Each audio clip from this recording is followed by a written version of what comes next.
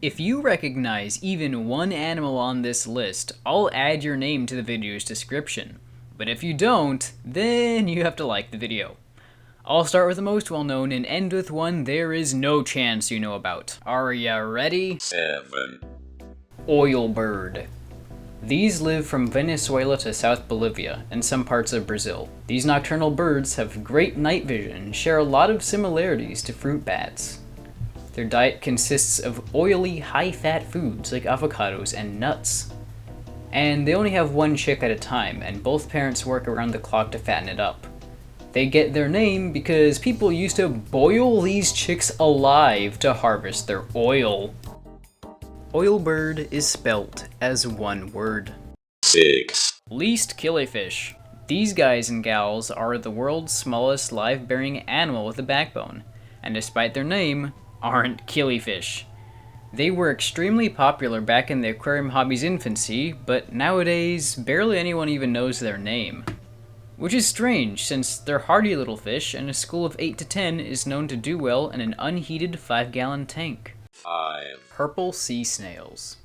All of these snails start off as free-swimming males, and eventually stick to the surface of the water to start building the bubble raft they'll spend the rest of their life floating on. The male snails will turn into female snails at a certain age. These types of creatures are known as sequential hermaphrodites, meaning that they are male or female at different parts of their lives. They like to eat venomous floating creatures, like man-o-war and by-the-wind sailors.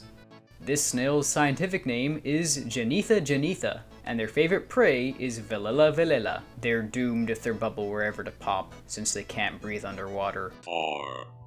Porcelio bolivari, a relative of the roly-poly, only these rare crustaceans are restricted to caves in Spain. They made the list mostly because they look awesome, but they do have some unique-ish behavior. These isopods are great parents. Mothers of the species are known to watch over their babies while they eat, and then scoop them up to find new places to graze. Though similar behavior has been seen in other giant Spanish species of isopod. 3. Blue bottle fish.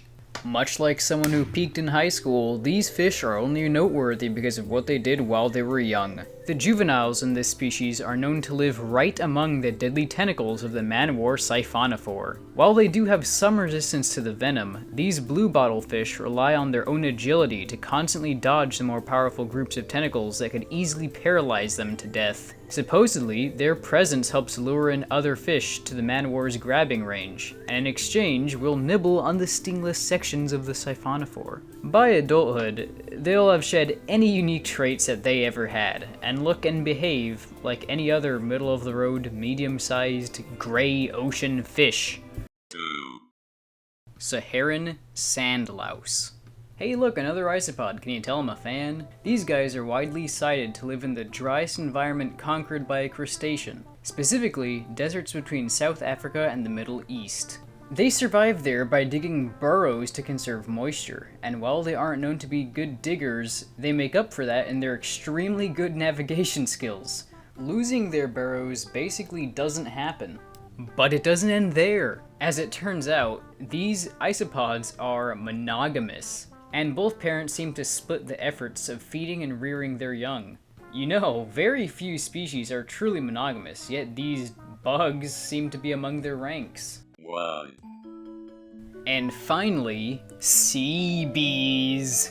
Not a whole lot is known about sea bees, but the one thing we do know is that they seem to be really hard to keep alive in aquariums. Sea bees are a genus of mysis shrimp, and while most mysis shrimp are extremely cannibalistic, sea bees couldn't be more different. They're always found in shoals of at least 5 members and upwards of 40, bobbing and spiraling around points of interests like sea anemones and algae. There are many species and come in many colors, all of which can be found from the Red Sea and eastward to the coasts around Oceania.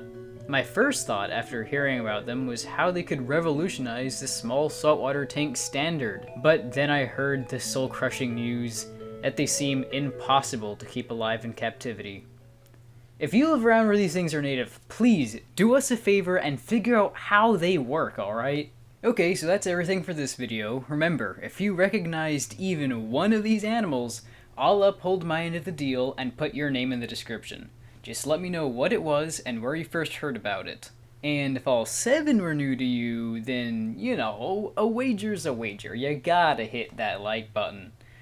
Also, consider subscribing. I'll be posting a lot more frequently as of now. So if you like content like this, more of it will be coming your way soon. One way or another.